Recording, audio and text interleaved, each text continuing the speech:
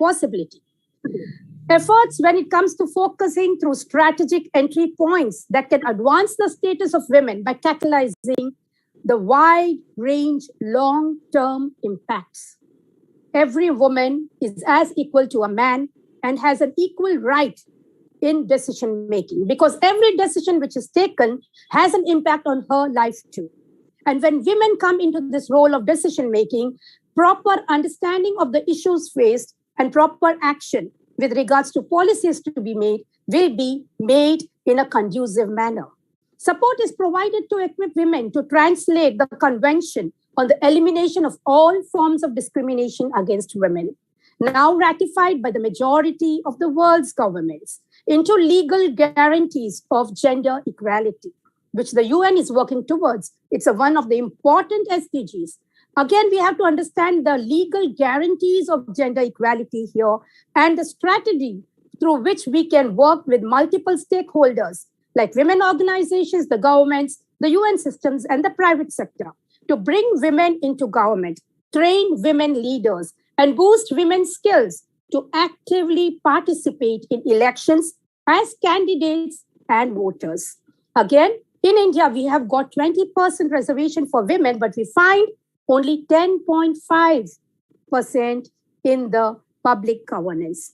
Why is it leading to this? Most of the people understand that women have a different mindset. They have a different leadership quality. Their political understanding with the communities is active and reciprocal. And when they come into the participation, into the governance system, they will have a whole new transformative mindset towards the issues that women face. And to understand the contribution of the benefits to the rural communities, especially in India, we have to see this gender mainstreaming in nation building is very, very important.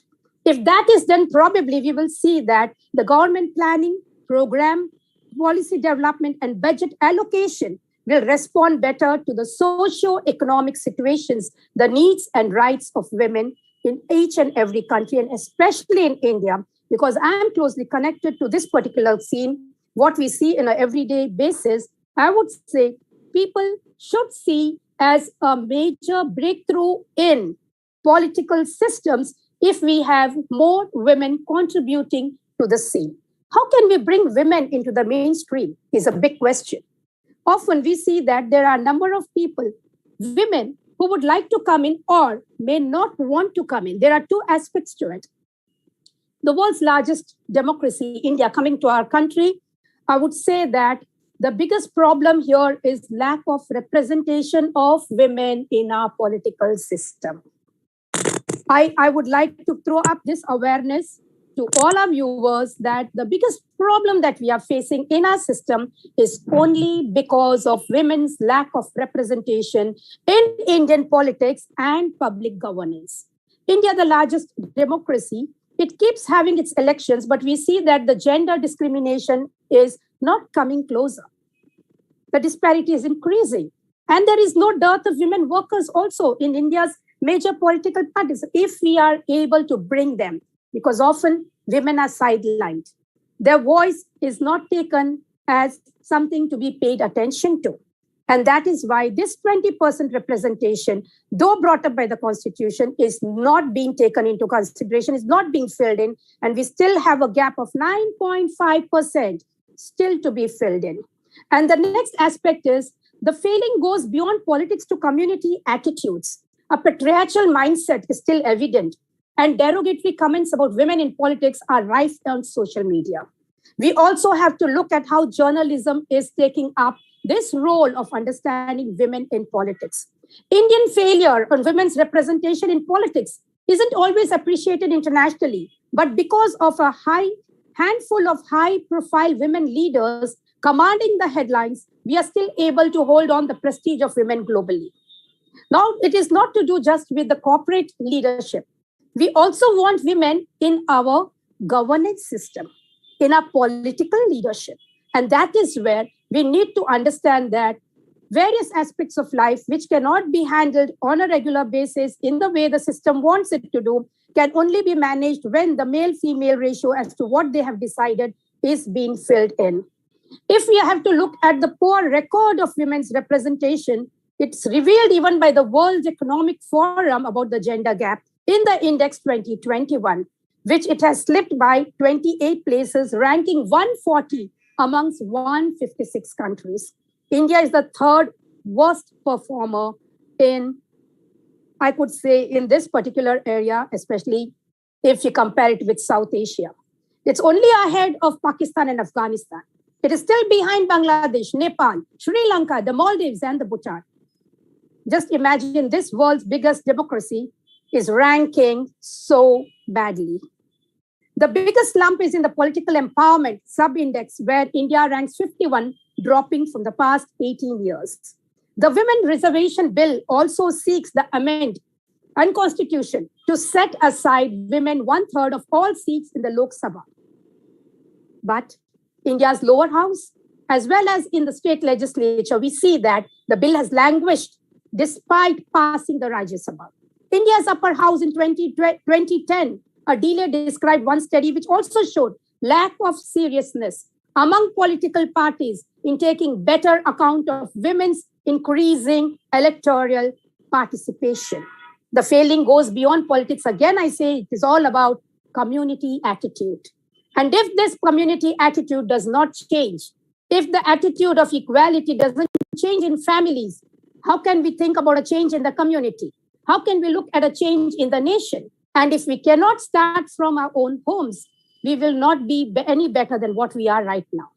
Again, thanks to the present government, we are seeing that women have taken very, very important portfolios, especially finance. And they have rendered a beautiful job. So when one woman can do it, why can't she be supported by the many other women? Why should only a handful of women be getting that particular prestige, that particular position, that particular ability to voice out their thoughts and awaken the country to the equal government, equal policy, equal leadership? Again, there is a very big important aspect which we need to look at is build a stronger nation by awakening the women to a stronger position. And that can only be possible when women are given a platform to speak. And this platform can be no better than having the ability to address the nation, to take leadership, and not just sit and look at the system blaming it. Women, who are the backbone of every family, definitely can make the back and the bones of the nation stronger, more flexible, more adaptable, more development, more growth, and finally lead to a nation which is going to see the stars, the moon, all that happening with the power which she awakens within her. It's rightly said that when there is a Shakti, everything is possible. And that Shakti is the woman. So on this note, I would like to share that Bharat Jago, Nari Shakti Jago. And when we are able to do that, our India, the Bharat, which is all about Bhav, Rag, and Tal, is going to awaken to becoming one of the strongest power in the world.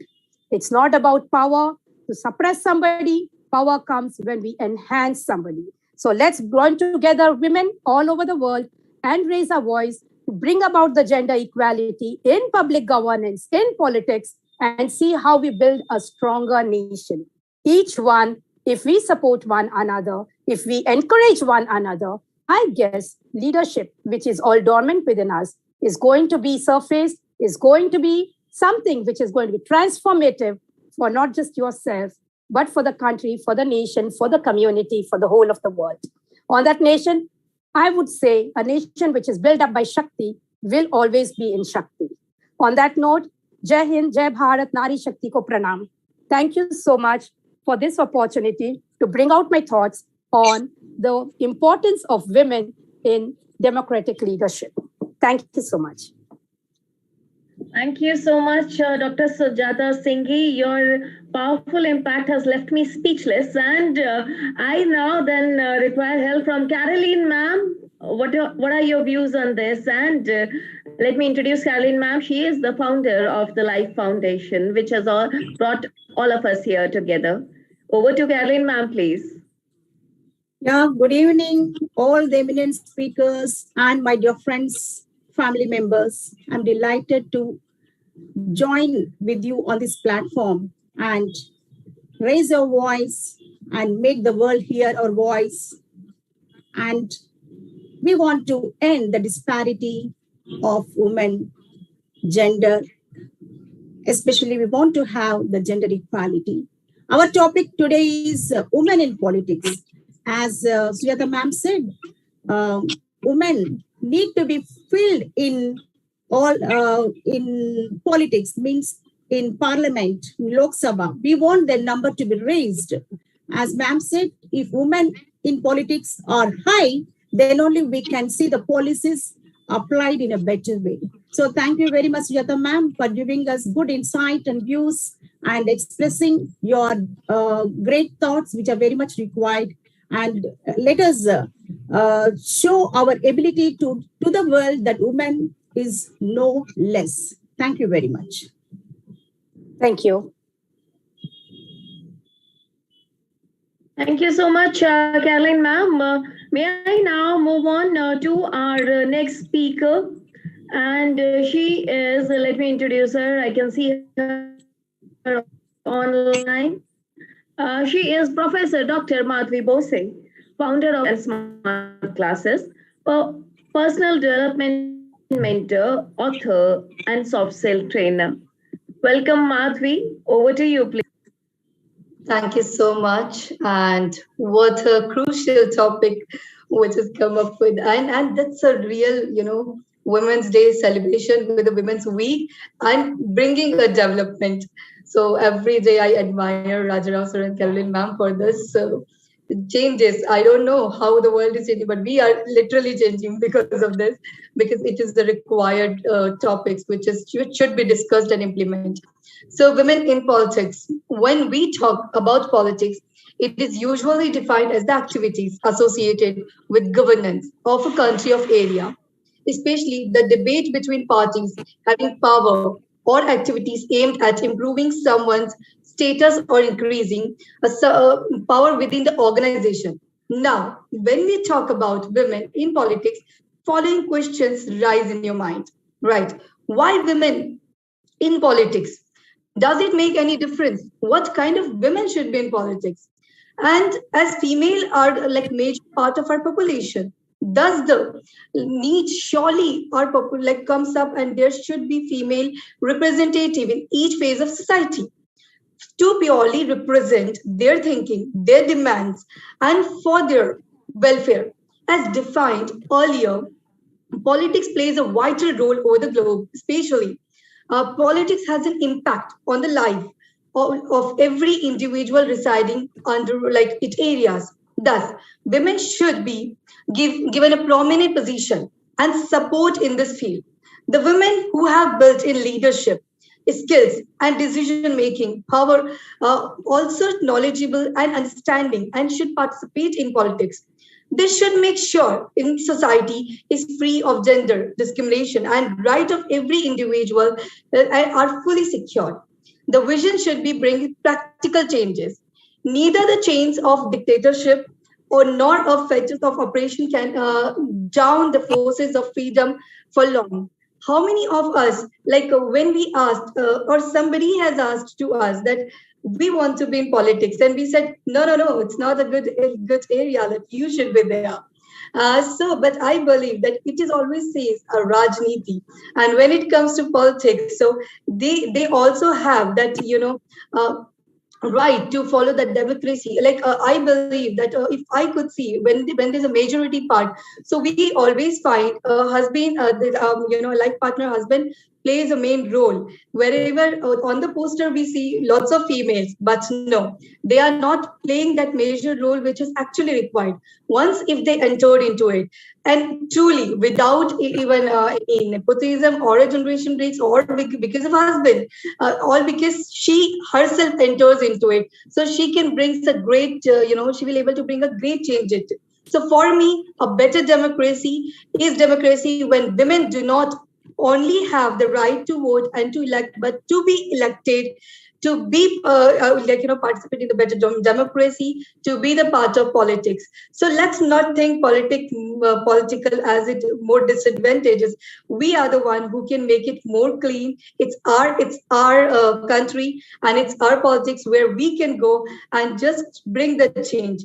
And I believe there are no number of countries where when we talk about the political issues and democracy. So there we find it out that we really find out that who is authentic, who is educated, who is perfect for this job, political party. So here it should be in the same manner. But until and unless we people won't enter into it, it might not get changed. So let's do it together. I believe that our first, not the last, or any mission should be there. That once we should be there. And if anybody comes to us, at least let's encourage, and we can say, yeah, you can be into that. That's not even I will straightforward say that people say, no, it's a garbage. Do not enter into it. But let's not do that. We are the one who can change into it. So let's make it more like a diamond. And if a woman should enter into it, so they have motherhood everywhere. Even she tries or not, but they are always if I see in history, if I go to history, so all the females who has really entered into the politics, they always say, if you accept me like a mother, I'm going to appreciate you as a son or daughter. But if you don't see me like that, so it might change. So the changes brings like this, because they think that motherhood is in her, and she has that power to change, and then she just not use her mind, also heart. So let's do it together, and let's make politics more like a garbage to diamond. So thank you so much for this crucial topic. I really loved it. And I believe that I myself have understood from this that it's really important. And thank you once again for this amazing opportunity, Raja Rao sir and Caroline ma'am. You are the true inspiration as usual. Thank you. Thank you so much, Dr. Madhvi. It was always a wonderful session there with you. And the insights that you have provided are very much valuable to us. Thank you so much. Moving on next, may I invite Dr. Anar Mehta, founder, Shri Bharat Foundation, degree in social work. Welcome, Dr. Anar Mehta. Over to you. Hi. Am I audible? Am I audible, Deepa? Yes, ma'am. Yes, ma'am. Yes. Thank you, Raja Rao ji, Deepa Chaudhary, Caroline ma'am, for inviting me to this wonderful event and wonderful topic, which is very close to my heart, which is women in politics. Women's leadership in political spheres is shown to be socially beneficial and is a matter of women's right to equal opportunity, as Dr. Sujata Singhi told. And is a matter of women's right that means equal opportunity and access. While in the Asia Pacific region, women political participation has increased since the Beijing Platform for Action in 1995 was formed. The region looks behind the global trends. Women's parliamentary representation in lower or single house in the region is only 20%, whereas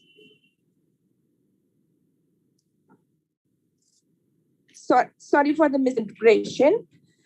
Whereas behind the global trends, women's parliamentary representation in lower or single house in the region is only 20%, where the global average is 25%. I think that's very, very less. And when we are talking about UN SDG 2030, I think the women representation and gender equality is not very well presented. Though there has been progress over the past 25 years, there is still much room for improvement. to reach the 30% threshold. Sub-regions face different challenges with regards to women's political participation. For instance, while East and Northeast currently has the highest representation of women parliament, the rate of the change has been slowest. If the current rate of annual change is sustained in North and Central Asia, would be fine only when sub-region needs to meet the 30% threshold by this 2030, right? Though there are different patterns across the region, all countries may consider the strategies in this brief to stimulate women's political leadership. I may be off screen, but I am online. There is growing recognition of the untapped capacity and talents of women and women's leadership. Over the last 2 decades, the rate of women's representation in national parliaments globally has incrementally increased from 11.8% in 1998 to 17.8% in 2008 to 23.5% in 2018. Some regions have seen particularly dramatic increases, such as Sub-Sahara Africa, where in the last 20 years, the number of women in parliaments has risen from 11 to 23.6%. And the Arab states region, which has seen an increase from 3.1 to 17.5%. Total global representation is still well below the 30% benchmark, often identified as the necessary level of representation to achieve a critical mass. A considerable minority of legislators with significant impact rather than token few individuals, not to mention falling short of women's representation as half of the world's population. The full and equitable, please listen my sisters, the full and equitable participation of women in public life is essential to building and sustaining strong, vibrant democracies. According to the meaningful participation of women in national, local, and community leadership roles has become an important focus on global development policies. Still, some may ask why it matters of women become political leaders, elected policymakers, or civil social activists. Why does the world need more women involved in all aspects of the political process? Women's political participations results into tangible gains for democracy, including greater responsiveness to citizen needs, their environment, increased cooperation across party and ethnic lines, and more sustainable future. Women's participation in politics helps advance gender equality and affects both the range of policy issues that are considered and the types of solutions that are proposed. Even the research indicates that whether a legislator is male or female has a distinct impact on their policy priorities. There is also a strong evidence that as more women are elected to office, there is corollary increase in policy making that emphasizes quality of life and reflects the priorities of families, women, and ethnic and racial minorities. In the words of the National Democratic Institute, which is NDI, Chairman Madeleine Albright, women in power can be counted on to raise the issues that others overlook, to support ideas that others oppose, and to seek an end to abuses that others accept. Further, the NDI, which is National Democratic Institute, 35 years of work in over 100 countries around the world, we have found that more than women tend to work across party lines. That is number one. Be highly responsive to constitute concerns. Number two, helps secure lasting peace over their countries, encourage citizen confidence in democracy through their own participation, and because of their empathetic nature, which is very important. They, as a political women leader, prioritize health, education, and other key development indicators which are very, very important for the country's growth. Women's engagement is crucial and is important to recognize that women are not homogeneous group. Depending on whether women are young or older, educated or uneducated, live in rural or urban areas, they have different life experiences that lead to different priorities and needs.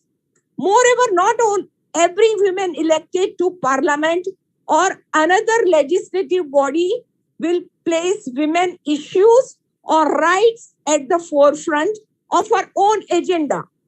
Clearly, women's representation is not only factor, but it is critical factor for the development of inclusive, responsive, and transparent democracies. So why? Let me sum up. Why women in politics? The positive impact of women in politics is undeniable. Even the Kofi Annan, UN representative, noted, study after study has taught us there is no tool for development more effective than the empowerment of women. No other policy is as likely to raise economic productivity or to reduce child and maternal mortality. No other policy is as sure to improve nutrition and promote health, including the prevention of HIV/AIDS.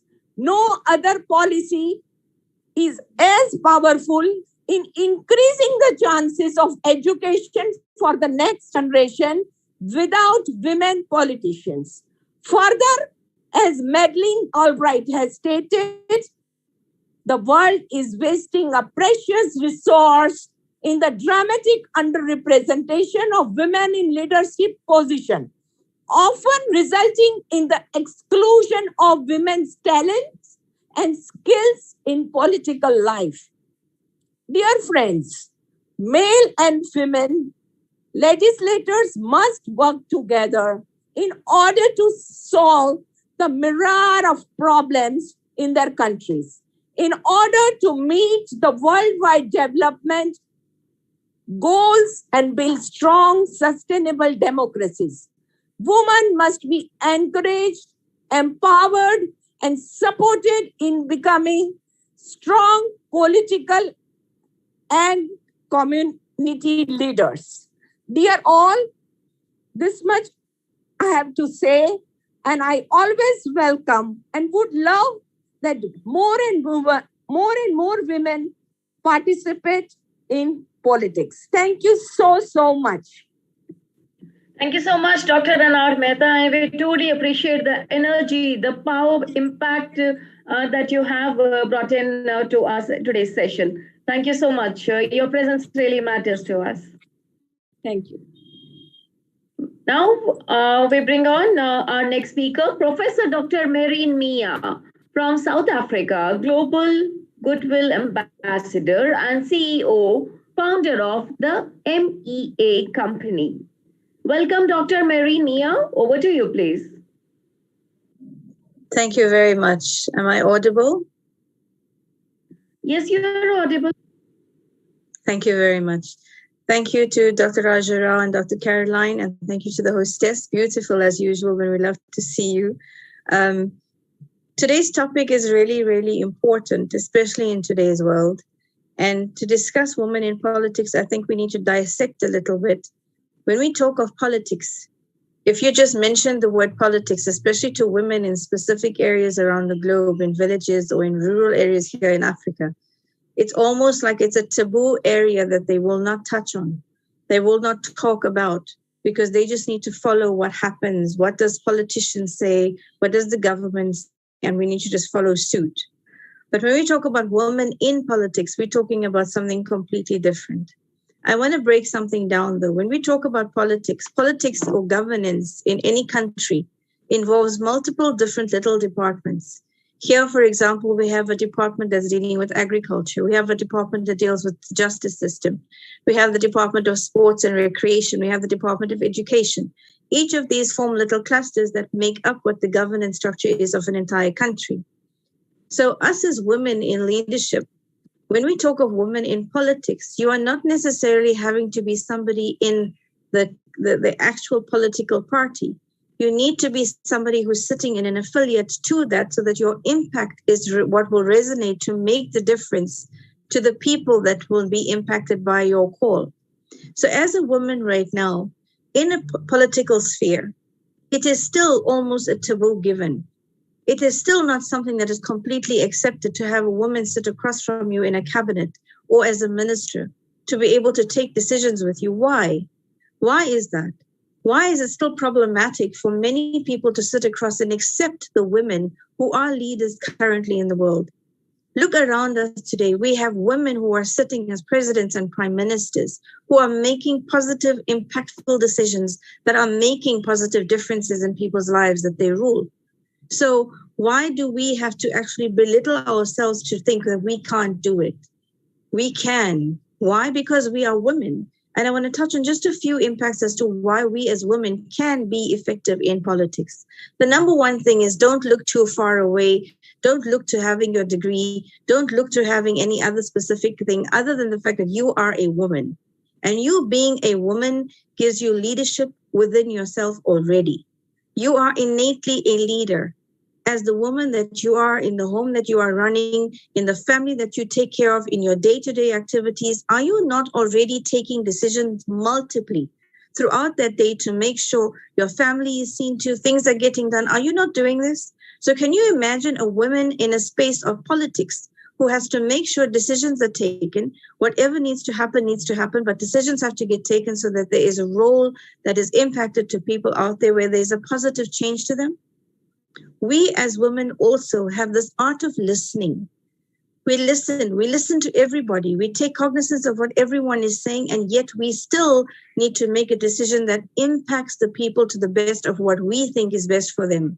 Again, yes, we're talking about politics, but again, look at you as a woman in your home. Are you not right now having to deal with a child from school, cooking something for a meal for somebody, dealing with whatever it is that you are feeling or your emotions as your daughter or as a wife or as a daughter to your parents, etc., etc. There's multiple things that you are doing, multiple things that you are dealing with. You're listening to everybody and everything, but your decision that you will make obviously is for the best and betterment of your entire home and your family. So if you are sitting in a political arena, the same will apply. Yes, you will have multiple advisors, but your innate capability of being the woman that you are and the leadership that you have already within you allows for you to make those roll calls and allows for you to make that decision that is needed to be made. So your decision-making capacity is already within you.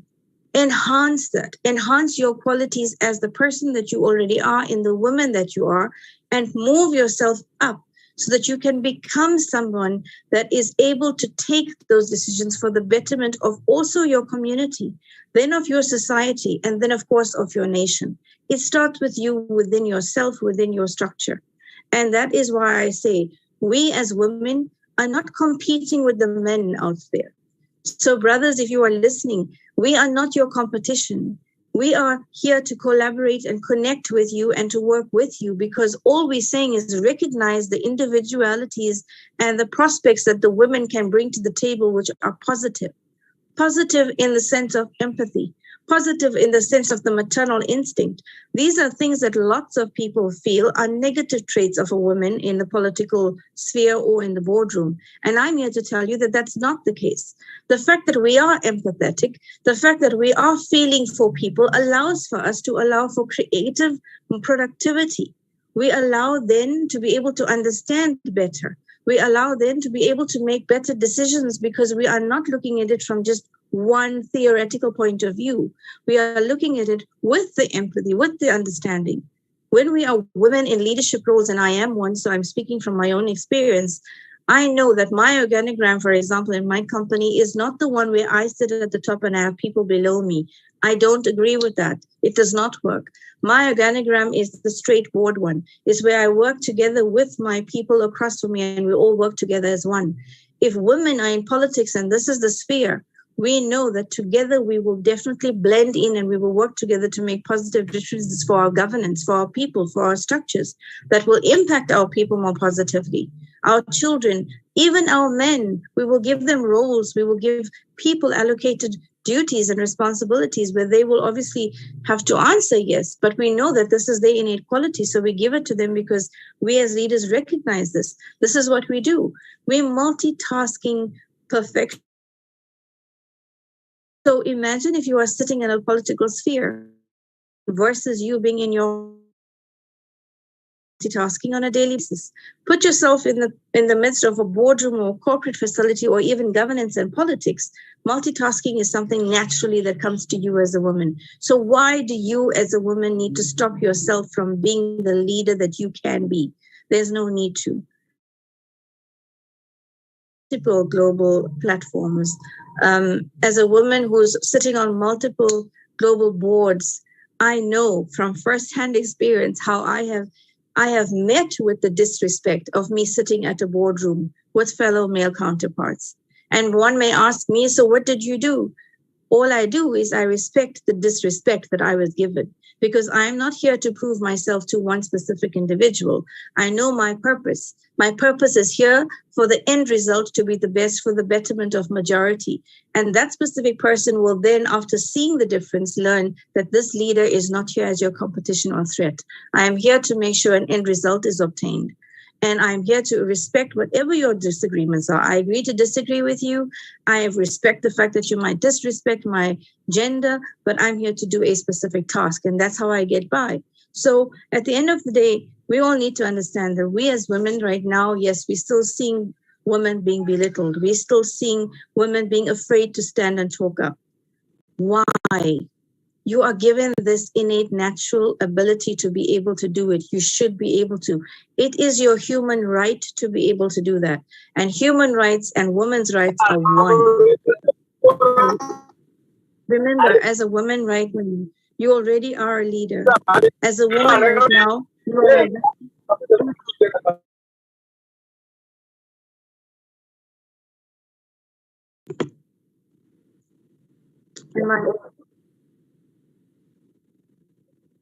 Am I still audible? Sorry. Sorry. So just to conclude that, yes, I was saying that audible. We need to just remember that as women, we are able to be the humane part of the political world. And that is what is kind of lacking a little bit everywhere. I know many people have come up to me saying, don't you want to stand for being a politician? Don't you want to get into the political sphere? The only reason I have said no to date, because I am yet to find politics and humanitarianism work together. We need to be able to gel the both because that is when benefit of mankind comes in. So women in politics is necessary. Women in governance structures is necessary. Women as leaders in your communities is necessary. So if you cannot get into the political sphere right now as a woman, if you cannot get into the governance structure as a woman, start by leading within your sphere. Start by leading within your community. Learn then to lead into your society. Then learn into how to lead within your nation. And that is how we as women will be able to lead and get into the political sphere that will make for best of women in politics, that will make the best of humanity. Here again, Dr. Raja Rao, thank you so much for everybody on that forum.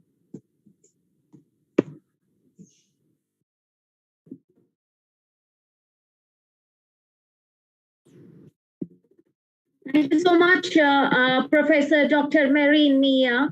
I guess I had issues. Bandwidth is a bit low, but hope I'm able to make it. Thank you so much for your valuable insights. I'm not able to hear Dr. Rajarao. Are you saying something?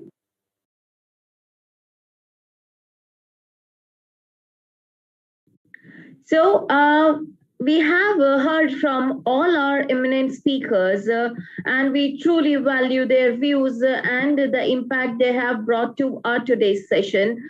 So now, may I now again invite Dr. Caroline ma'am for her final words and a vote of thanks, please.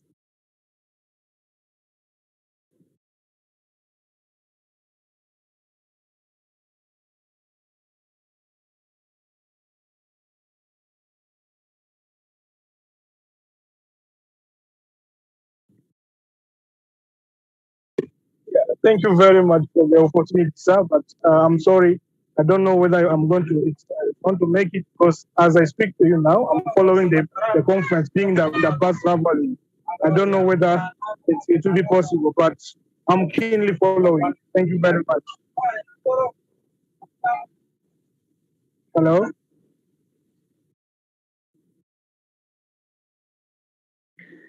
Anybody from the audience who would want to share their views?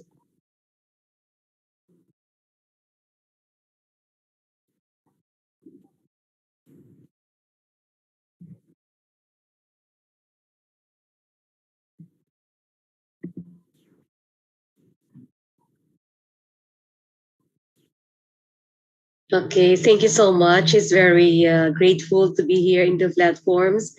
I'm very inspired of your topics and, of course, the speakers here in these platforms. No?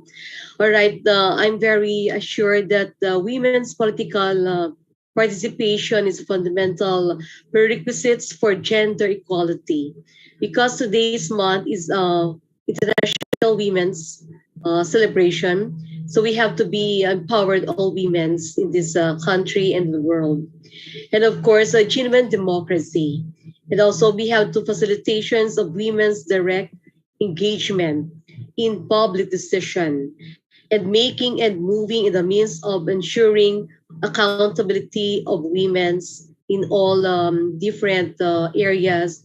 Example, in our work, in our profession, and of course in bearing all the learners in the school.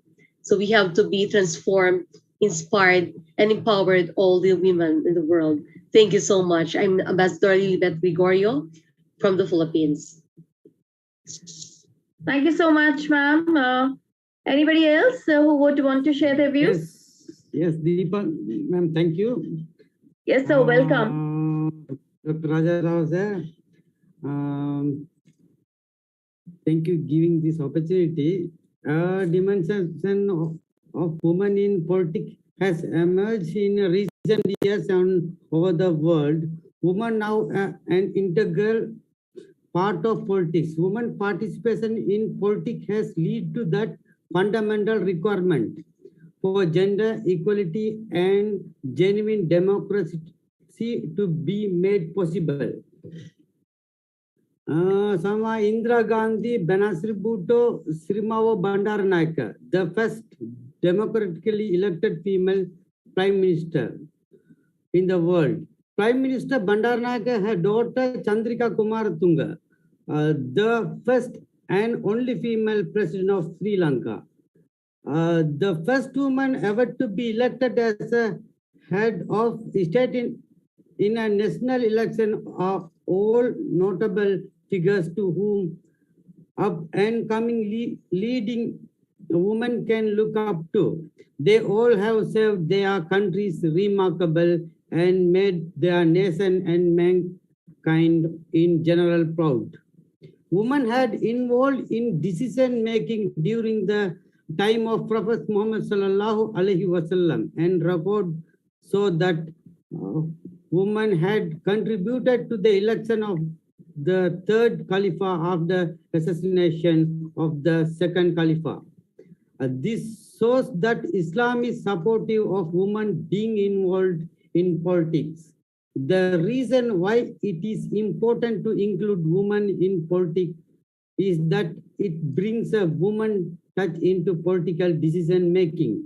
It is argued that women have a different perspective to men in the political debates, and that women bring on board their experience in the role as a caretaker for children and family into politics. There is an emphasis on the complementary of the roles between men and women.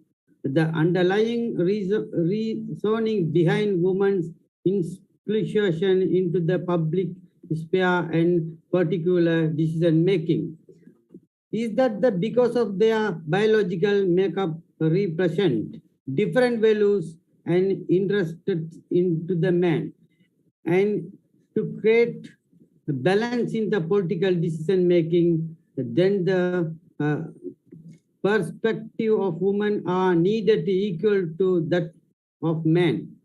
Women are better in mercy and justice. Men do not consider the issues in the same way. Men do not consider the weak, the children and the disabled. Women are the most skilled to help and represent these groups.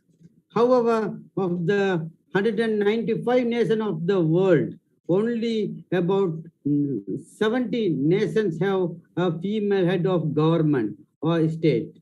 But even if it is the participation of the woman in the politics has surged higher, and women are slowly making a name of themselves in the world of politics. As voters and concerned citizen and human, it is a duty upon each of us to give and include women in politics and for a path to genuine democracy. Thank you for giving this platform. Hajar Rao sir, over to you.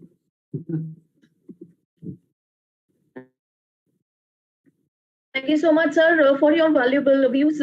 And now may I hand over to Dr. Raja Rao, sir, and Caroline ma'am for a vote of thanks, please.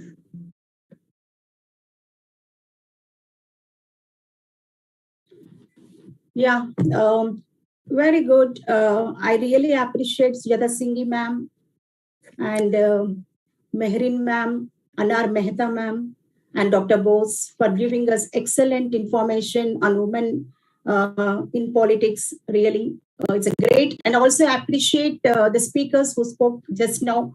And I always appreciate Deepa Chowdhury.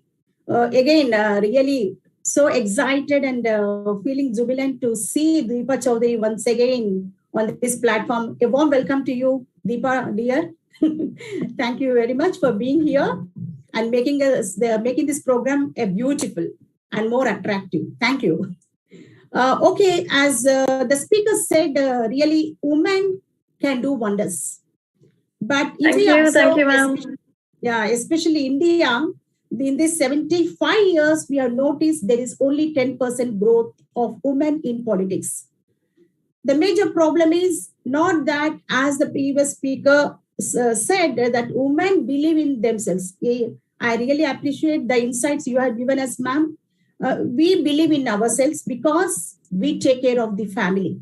We run the family smoothly, more efficiently and effectively.